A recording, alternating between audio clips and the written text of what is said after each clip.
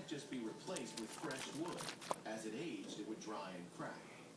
So the yard keeps stores of wood that have been allowed to dry and season naturally for at least a year.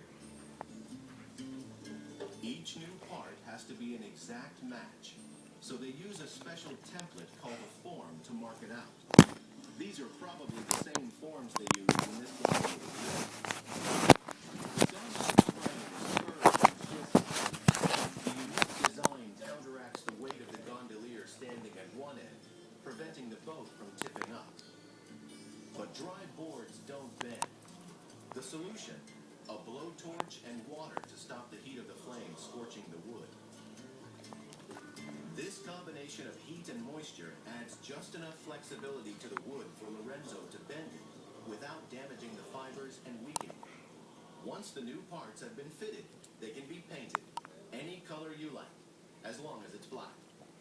But there is one part of the gondola that is so complex, it can't be made at the squarum. It's called the forcola, or oarlock, and it allows the gondolier to control the boat with just a single oar. Various maneuvers require different leverage points, and where the oar is placed